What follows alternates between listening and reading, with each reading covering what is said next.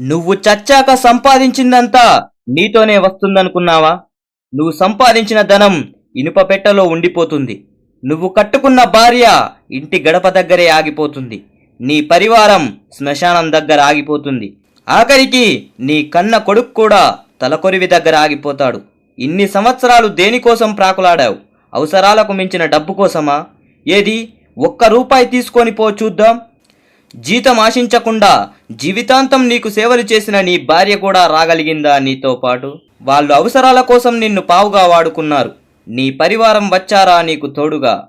కాలు కదలకుండా పెంచావుగా నీ కొడుకుని, కనీసం వాడైనా వచ్చాడా? ఎవ్వరూ రారు.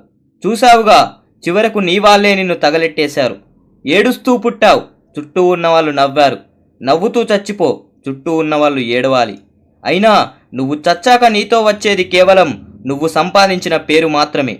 అందుకే జాగ్రత్త, ఆ పేరుకు మచ్చ రానియకుండా బ్రతకడం మొదలుపెట్టు. జై హింద్.